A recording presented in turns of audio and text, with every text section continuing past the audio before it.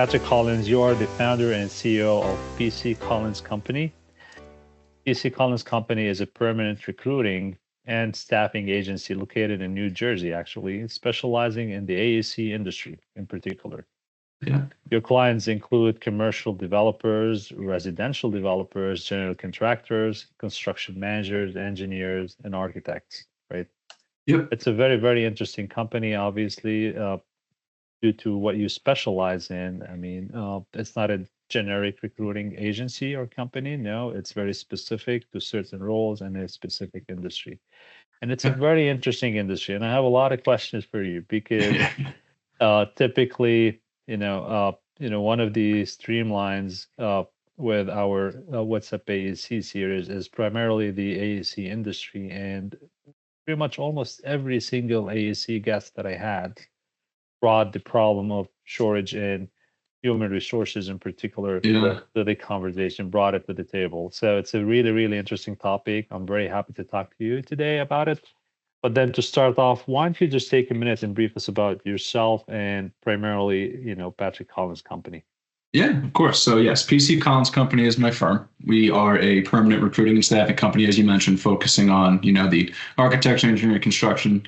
So it'd be, GC, specialty contractors, construction managers, architects, engineers.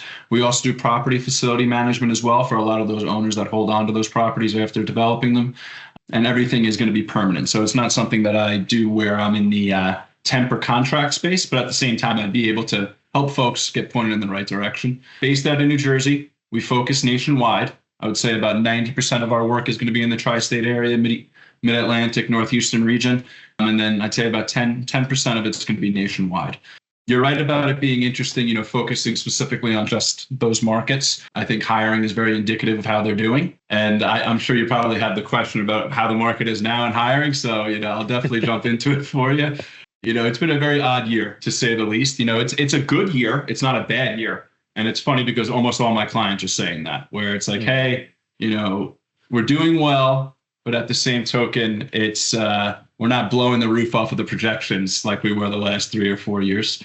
It's been an issue in that sense of them conducting their searches, but not pulling the trigger at the end of it. But it's been a good year so far. But outside of that, PC Collins Company, architecture, engineering, construction, and looking to expand as time goes on.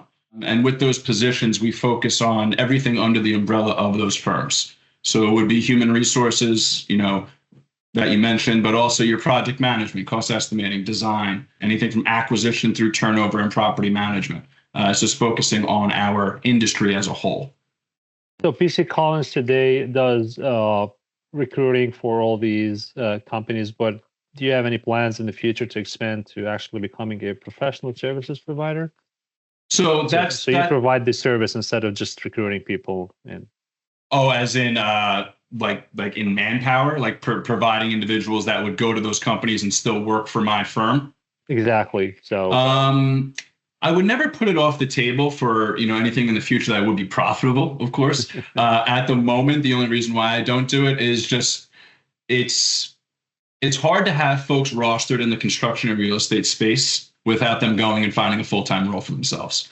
Because a lot of times when they get that call to go and have a full-time role directly for that developer, they're going to go and take that. That's just how it works, oftentimes. But, if we ever got into more of, call it laborers, I would do that on the labor front, right? We a lot of my clients are not calling me to find, an hourly employee that, is going to site each day. It's usually individuals that are salaried and or on site for them in the office. One day there. But then again, if you're going to venture into providing project managers or even certain subject matter expertise or specialists, right? Mm-hmm. Then probably, I'm assuming, the industry better than me, but I'm assuming that probably some of the companies out there in the industry would not be interested in hiring full-time employees just to do a certain management for a specific project or. Oh, yeah, of course. And I've had instances where, like for myself, I had many connections, right? That either candidates at some point or were a client at some point, and now they're doing their own consulting work. And there's plenty of instances where I'm working on estimating roles. Everybody in this world needs an estimator. It doesn't matter if the industry is good or bad. I always have 20 of those on my desk. But the main thing is that type of position, you will see companies like I will have companies that will say, hey, if you have somebody that wants to do something in a consulting space, put us in contact. And I've run fees over that as well. But it's usually connecting somebody that has their own consulting business. But I see where you're coming from. I have had companies that want to do that. It's just within the specialty. Like say if you have an engineer that has a strong design experience, or an estimator that's doing estimating, it's for the most part, those individuals are going to be having full-time jobs. I've been in the space where prior to having my own company, we did have a call it temporary staffing agency where I was able to utilize them. It's more on the manpower front, not the specialty design or somebody that needs years of experience to withhold the position. What got you into kind of venturing your own company versus leading someone else's company? Yeah, that's funny. When I was 15 or 16 and I was working at an ice cream shop, I would go home and tell my mom one day I'm going to own and run an ice cream shop, because that's what I knew what to do at the time. So it's always been, I would say, like an entrepreneurial mindset of I always wanted to be my own boss. It wasn't a defiant thing where I didn't want to work for other people. I just always wanted to work for myself. So whatever I was at the time, gaining experience in, I would always want to do. To answer your question, during college, I was working full-time as a foreman on site for construction, projects. And then at night, I was going to school to obtain my degree. Once it came time to apply to internships and jobs, I applied to everything under the sun that had my, my degree in it, or that had construction experience that didn't involve being in the field. Yeah. And I wound up getting a call back from a company in New York City that gave me the opportunity to, jump into recruiting. I didn't know what it was prior to. They paired me with an individual that was, in his later years, had experience recruiting for many years, but, wasn't up to date on LinkedIn and running, systems to track, your candidates and all that. So they paired us together. I brought in the innovation and he taught me how to be a professional. And that's kind of where I took off. And then 5 or 6 years later, I then opened up my own company to build a division for myself. Do you really enjoy this work that you do? I love it. I really do. And the reason being is because, one, I get to deal with people every day. I get to have conversations like this and connect with folks, because most of the time my first phone call is just learning about who they are. It's not about selling them on a company or them selling me on themselves. It's really just learning about who he or she is. And I really enjoy that. And then secondly, it's everybody that I deal with is usually happy dealing with me because, one, the client that I'm working with, I am helping them find somebody to make them money or get the job done. So they're obviously going to be happy when we get the job done for that. And then on the other end, the candidate, I'm either getting them a pay raise or I'm getting them into a better situation, whether that's commute, work environment, a promotion, whatever it is. So usually people are very happy to deal with me. So overall, my job is rewarding because people are, afterwards very happy with a new situation. They're and happy then in at both addition, ends. Yeah. Yeah. And the relationships usually always last. I get text messages or calls or referrals a lot. It really, and over the years they grow because you're trying to grow your network. So it's been very rewarding. Do you specialize in a specific level of employees, like beginners, advanced, executives? That is a great question. So there's a lot of folks that you'll see out there that they're an executive recruiting, company, and that's great. One of my previous employers had the same thing, and overall, no. To answer your question, I will find anything underneath the umbrella of the company that they want me to find, as long as I'm able to speak to the hiring manager. It tends to be individuals that have, at the minimum, 3 or 4 years of experience out of college, just because why would you pay me a percentage of their salary as a fee when you can more than likely grab somebody, because it's not specialized at that point. It's you have to train them a lot. So I tend to find myself working on at least 4 to 5 year profiles and up, but a lot of times it's going to be that 10 to 20 year, that specialized experience. But really the titles of the positions, really, I can name them all, CFOs to directors of operations, the project managers, design engineers, assistant project managers. What area has the highest demand, the highest pull these days? As in the companies that are hiring today, or the Yeah. part of the companies that they're hiring within? Actually, two questions. There you Yeah. go. So, what companies are, Yeah. in highest So, demand of resources, and also what roles they're primarily looking for that you yeah, feel that it's always in demand or scarcity of finding perfect. resources? So the companies that are hiring now, right? So as of right now, engineering, consulting engineering firms and general contractors, construction managers are the bulk of my work at the moment. Hmm. That's not saying that architects aren't hiring. It's just that a lot of the individuals that I work with, I'm just not working a lot of those roles at the moment.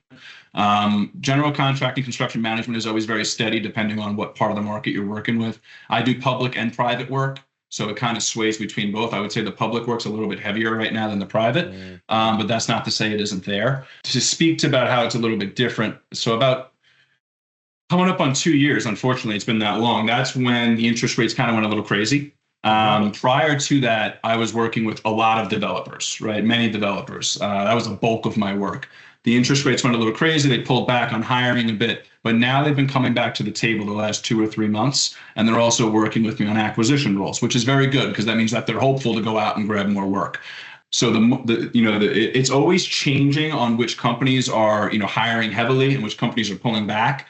When the developers are coming to the table, that's really good because that means that the work's going to hit the street again, and the construction managers and engineers are still busy at the moment. So that doesn't look like they're going to have a lull in work. To answer your question on the types of positions that are in demand at the moment, estimators is always. It doesn't matter what the market's like. Doesn't matter the type of company either. It can be a civil company to a structural company to mechanical to What kind of education do estimators have? That's a great question. To answer, the most important thing an estimator needs is experience, whether it's project management or in the field. You're never going to have, and there's always an outlier, but it's almost 9 times out of 10 they're going to have years of experience, whether in project management or within the field, because they need to understand what it's like for a project to actually be completed from front to back. And that's going to be from the estimating and pre-construction through, hey, what does a schedule look like? What does manpower look like? What are the issues that you run into every time that you have to build into your plan? So they're the most important individual in my opinion, within the process, because if your estimator is way off, you're losing money no matter what. So everybody's always looking to bring on a strong individual within that space. So the experience is more than the degree. With the degree, you're always going to see a ton of civil engineers, right? You're always going to see architectural backgrounds, those types of degrees. I've seen project management degrees, within those positions. A lot of those times, like the project management certifications or degrees that aren't as specialized into a certain field are usually going to be folks that are coming out of a trade that had a lot of field experience, and then their company paid for them to get a certification to learn how to just button it up a little bit, right? Rather than being in the field. But to be honest with you, a lot of the folks that are estimators, a good amount, they might not have a degree. Honestly, it's dependent on the company. I've done a lot of mechanical estimating roles where, the individual didn't even have a mechanical degree, but they had 25 years of experience working for a union, shop. And that's really what it came down to. But a lot of engineering roles. Do they need to have any financial background? No, honestly, in the pre-construction space, you might find some folks that are more on the number side of like tracking and pulling data, where it's like, hey, we're tracking the project accounting of the role, where that'll be more towards like a pre-construction and or even like a project accounting title. You'll see that in larger organizations. Like I've seen that for Turner and a few other places where it'll be like a cost engineer title, where they'll be specifically working on tracking costs and making sure that they're profitable within budget. And it's not as much estimating, more along the lines of like checking the work of everybody that is. All right. So estimators don't primarily estimate the costs of the project. They just estimate the timelines or. Oh, no, they're going to be estimating the cost for sure of the project. Well. It's just, they're not going to have like a finance degree or anything like that, or a CPA, right? I work those roles all the time. It's not going to be for estimating those types of, certifications. And who are the hardest to find? Ooh, that's a good question. Engineers, what type of engineers or some other function? Yeah, right now, like design engineers are very hard to come across just for the fact of, it's going to be specific to whatever your engineering is for that design, right? Like right now, I'm working on a lot of civil and stormwater engineering roles. Just because of the volume, it's a little difficult to find them. A lot of companies lose individuals like that to general contractors or developers. So they are constantly up against them getting their design engineers stolen from companies that they work with because they have the experience that's needed to build upon that to then become a well-rounded project manager or superintendent or whatever the case may be. So those roles are difficult because they compete with themselves. There's a shortage of individuals that go into these degrees in comparison to others. And then on top of it, they compete with other companies that are outside of engineering because they're very strong building blocks for those companies to then take those individuals. Estimators as well, just because of the sheer experience needed to be an estimator. It's usually years upon years to be a pretty strong, like if you're a junior estimator or an estimator, like you're still reporting to a senior estimator or a chief estimator that then checks your work to make sure that it can stand on its own 2 feet. If you're not an individual that is the last in line for estimating, not for nothing, you're not the lead estimator, right? So it's it's dependent. So I would say the head senior estimators and then also design engineers. And what do you do when you're? I'm assuming that there's a shortage of these pretty much skill sets out on the market. Do you feel that shortage? Do you feel that we need more? Yeah. It's funny, clients, when I first start working with them, they always ask like, hey, like what do you do differently than me to go find these people? And really what it comes down to is I pride myself on my search abilities of, I utilize LinkedIn and other software to be able to go out and keyword what you're looking for specifically. But in addition to that, I do it 50 to 60 hours a week, and you're not, and that's really what it comes down to. People that are good at their jobs are not going to apply to job openings. They get their bonuses on time. They get their paycheck every week or two, depending on what their pay cycle is. And usually they're going to be at the place for years and years. So they're going to be comfortable and not looking for something new. The way to get them is to get in front of them, whether that's a cold call, whether that's a cold email, or whether that's meeting them at a networking event and knocking on the door. So that really is the difference. I face the same constraints as everybody else. The market is the market. I can't create a project manager, out of thin air. You gotta get in front of them, So that's really the difference. It's What's really being better dedicated. for you? A market that has a scarcity of resources or an abundance of resources, human resources in particular? So the way that I go about presentation, like I said, my search abilities are strong, and my employees are strong at being able to do that with the training. So the market, if there's only 10 people there, it's like, great, I have the upper hand of maybe I'm better at searching than these individuals. But if a company is able to get in front of them too, then there's only 10 people there. And if 2 other companies are working with them, if we don't get there fast enough, we're going to get beat to the punch. So I'd rather have an abundance of resources because I feel like my presentation process and ability to convey what these individuals want and need moving forward, not just for the position now, but how they're going to grow within your company. That's very important. I'm about the long-term relationship, not just today, because my clients are my long-standing clients. I do work with them for years and years and years. So I can't have individuals quit in 6 months.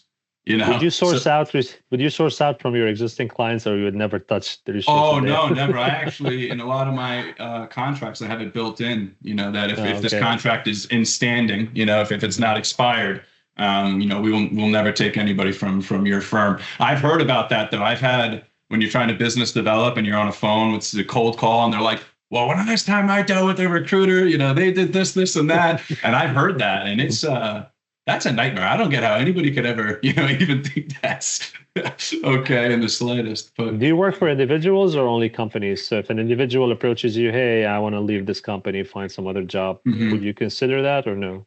I will always connect with individuals because that is what I do, right? Making connections and growing the network and putting people in contact with each other is everything. But how my company works, a lot of folks really think that recruiting is, hey, I connect with a project manager and now I'm going to go market them to every company I work with and every other company that I don't work with that might have a project manager job ad. It's quite the opposite for me. Don't get me wrong, I'll make that connection. I'll reach out to those individuals when that position comes along that they told me they'd be interested in. But it's really me working with my clients and them coming to me periodically, or some clients have needs every day.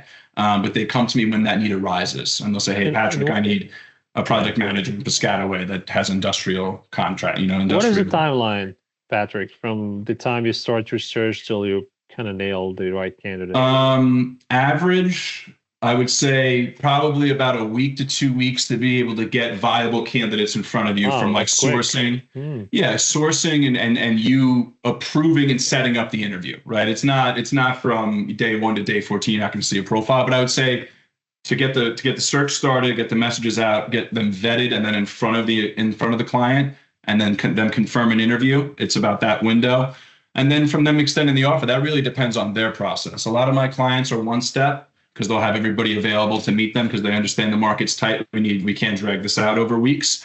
Some clients are 2 steps, right? I don't really deal with anybody that does more than 2 steps. It kind of really kills the process in the sense of course. Time kills all deals, and if they're interviewing with you, I already planted the seed that they can get money somewhere else, and they're going to go apply somewhere else too. So usually about 2 to 4 weeks, depending, like I said, depending on their process. In addition to it.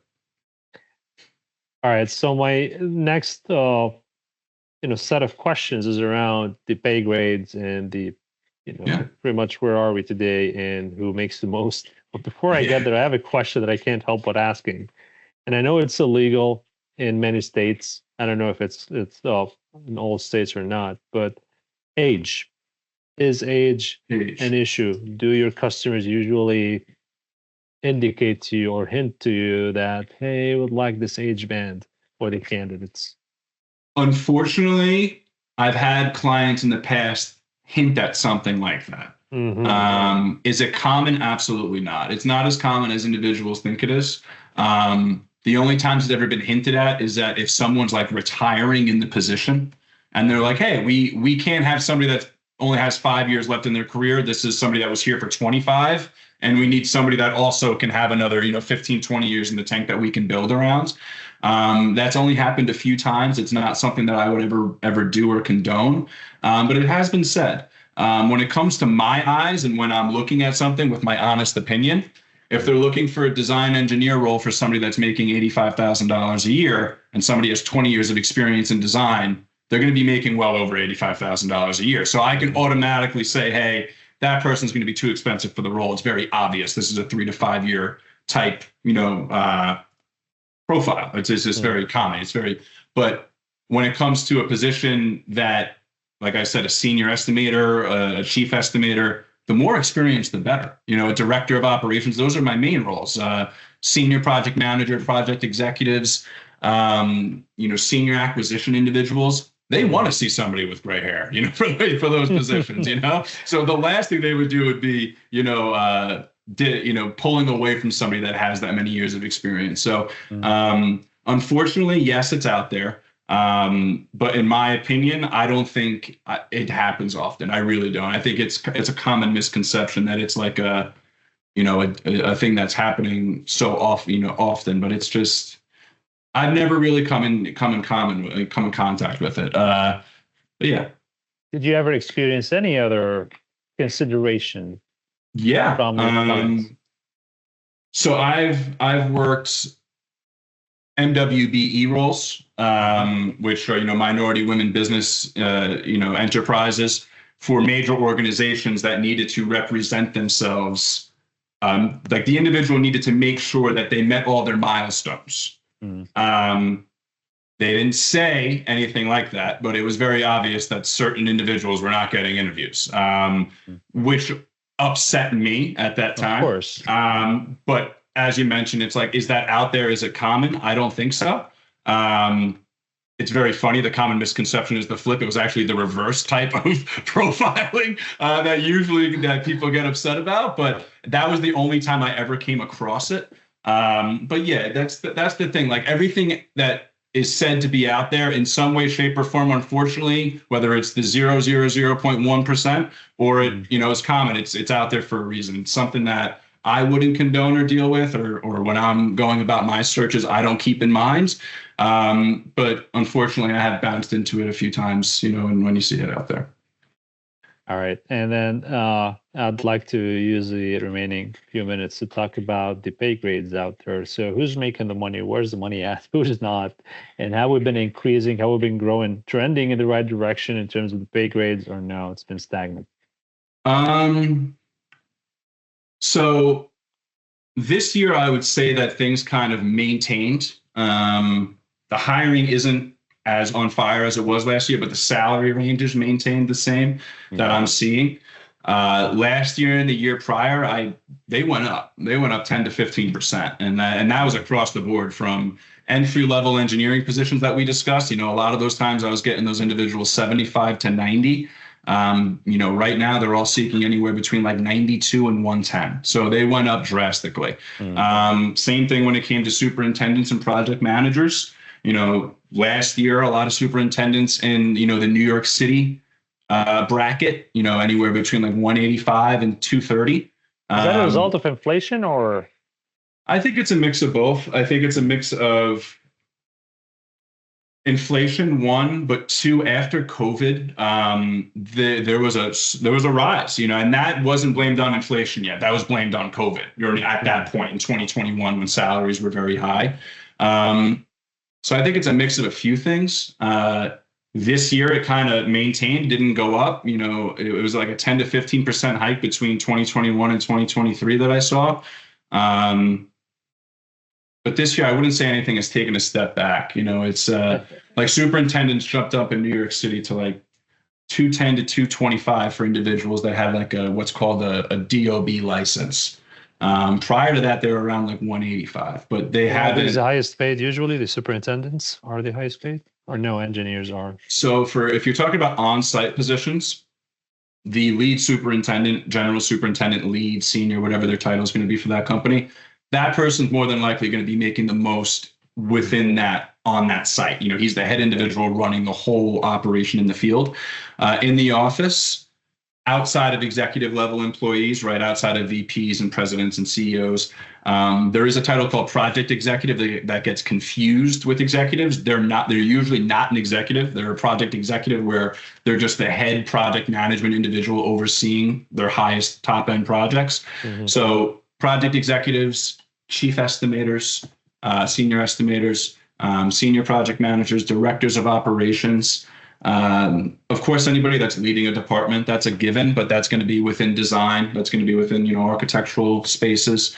And then if you don't want to jump into finance and everything, individuals that are running your finance teams, your controllers and your CFOs, that's executive, but controllers make a decent amount of money as well. That's awesome. That's really, really insightful. Thank you very much for all these insights. Yeah, it's very, been very great. valuable. And your thoughts of the rest of this year, this coming year? You think the job market is going to kind of pick up even more than it is today, or? Yeah. So like I mentioned before, this year has been a little bit what I call in my industry window shopping, where folks will, which is unfortunate because they waste their own resources as well, because they're investing their own time to interview these folks and they're not pulling the trigger.